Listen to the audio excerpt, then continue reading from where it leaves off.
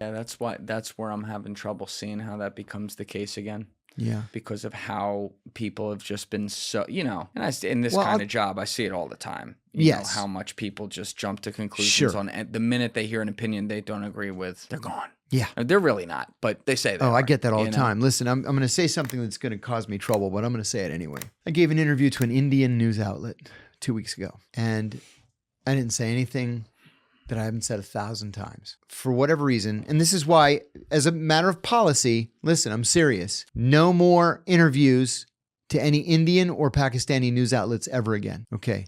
Got that on the record. John's policy. Done. Because they just make shit up.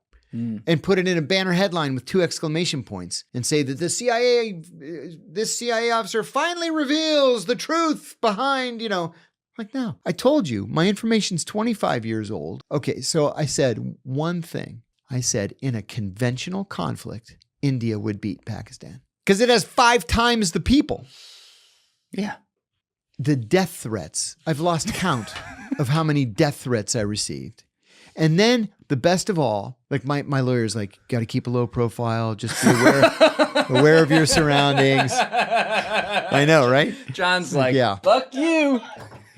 So I get a letter from the president of Imran Khan's political party, right? Whatever it's called, the Pakistan, whatever party. You got a letter. A letter in the mail. And he says that they condemn in the strongest possible terms what I said to the Indians, and they demand an immediate apology to His Excellency, the former Prime Minister, to the members of the party, and to the people of Pakistan. For giving an opinion? Yeah. So my lawyer's like, just throw it away. Just throw it away.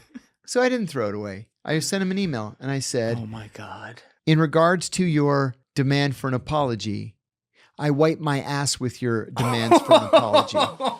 And I hit send.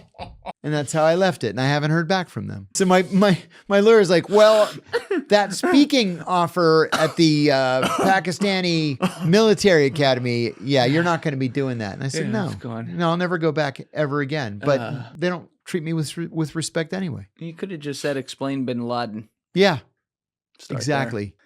There. I mean, like, it would appear mathematically India would body bag Pakistan. No, they would. Pakistan, no disrespect. It's just, And you know why they hate each other so much? Because they're exactly alike. That's why. Really? It used to be one country, right? India, Pakistan, and Bangladesh was one country called the Indian subcontinent, right? And then in 1947, India and Pakistan had a brutal, bloody war and they split off. So all the Muslims went west to Pakistan, and all the Hindus went east to India. But now there are more Muslims than there are, pretty much anybody else. And they have a higher birth rate in India. Right. But anyway, and then by 1971, I think it was, Bangladesh is like, screw this.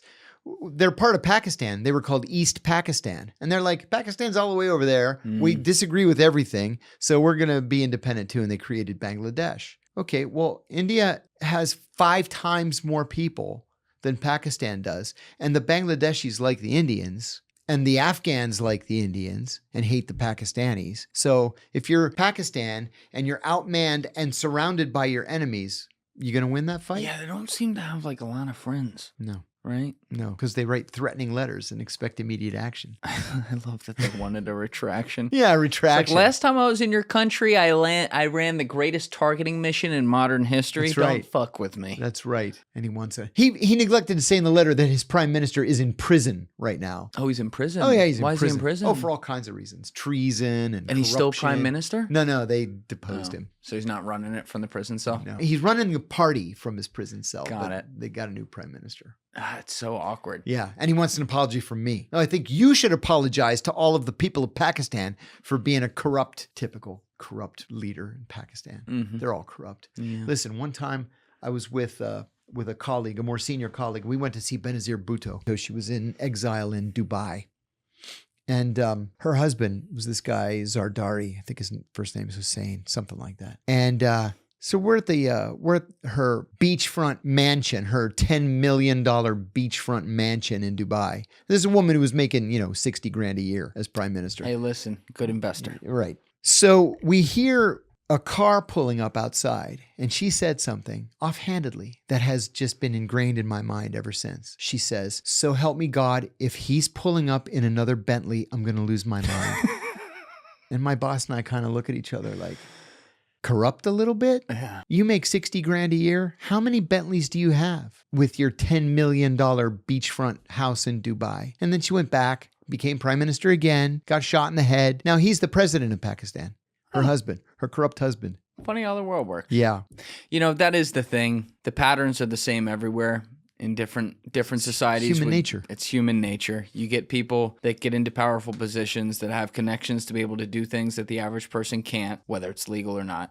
They do it. You're 100%. It is human nature. And like now in the internet era, we can just see it more right in front of us. I think you're exactly right about that. Yeah. The information is much more readily available for us. It's just there almost instantaneously. How much in your career at CIA did you either see directly or get an inkling or a vibe of, say, elite forces that were not a part of CIA playing roles or having say or having some sort of influence over decisions that the agency was making? I didn't. Never. No, it was always the other way around.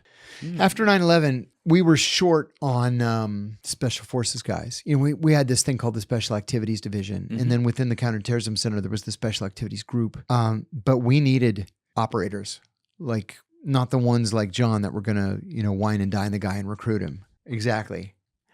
And so we just borrowed people from the special forces. So all of a sudden, I mean, like in the matter of a week or two after 9/11, we've got SEALs, we have Delta, we have Rangers, we have all these people. They're not what you might imagine. They're not these buff, you know, he-men that stepped out of a magazine. They had 5 days beard, a little bit of a gut. They could do some heavy drinking and then get up and run 5 miles, which I never understood. But they knew exactly what the mission was. And by God, they were happy to get on a plane, jump out the back of it, and then do the mission and then figure out how to rescue them later. I've had a couple of those guys sitting here. Yeah, they're very, very tough guys.